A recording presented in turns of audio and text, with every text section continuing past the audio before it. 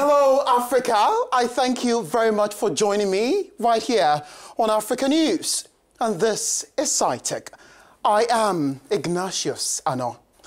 Malaria is one of humanity's worst nightmares, claiming millions of lives around the world.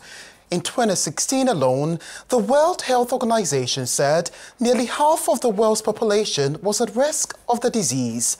Last year, it said roughly 216 million cases and an estimated 445,000 deaths were recorded. In sub-Saharan Africa, mosquitoes transmit malaria efficiently. Malaria is found in more than 100 countries, largely in Africa and Asia. Huge successes have been chalked over the years to combat this preventable disease, but there's much more to be done. Thanks to the generosity of Microsoft founder Bill Gates and other business leaders, including ministers from malaria-affected countries, some $3.8 billion have been pledged to drive research and innovation. This is to improve access to malaria prevention and treatment around the world. Bill Gates speaks on why the world needs to invest in research to combat malaria. Our goal is to, over the next 5 years, cut the deaths in half again. And this is mostly young children in Africa.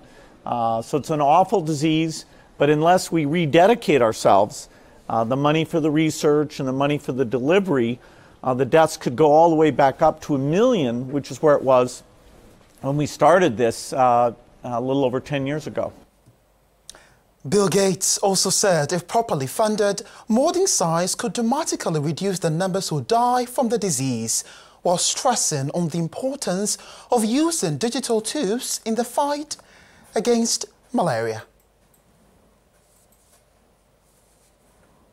If we don't stay focused on it, no, we will lose. But the latest science, where we understand the parasite better, we have better diagnostics, we even have a thing in the lab called gene drive that could knock down these mosquito populations pretty dramatically. So, you know, it's such an important cause. The impact is so great for these countries that I am optimistic that we'll keep this coalition together and get some additional funds.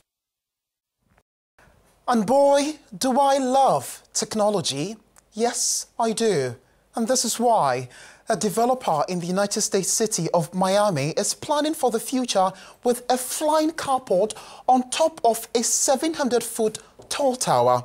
Paramount Miami World Center is just one of the latest high-rises to join Miami's skyline as the city enjoys yet another building boom after the 2008 economic meltdown. Daniel Coetzee is hoping to top off his latest building with what he calls a skyport, although technicalities have not been sorted out yet. The skyport is expected to be used as an observation deck for residents, but its real purpose will remain one people dreamt of for years. Coetzee says the building, which is expected to open next year, is 75% sold, with buyers coming from around the world. People didn't realize how close we were to you know, this type of technology. Now again, the technology more or less exists. We could fly a passenger drone today. They've already tested quite a few of them. So really, what's going to be the holdup is the regulations. And if you ask me, exciting days ahead for the world of technology and science across the world. Just be a part of the revolution if you can. And that's how I end Sci Tech, which came to you live from our studios here at Africanews. Join the conversation on Twitter. Follow me at Ignatius Ano and use the hashtag of the morning call. I am Ignatius Ano. Once again, I thank you so much for your company. It's back to the queens of the morning call. That's Queen Hanan and also Queen Lynette.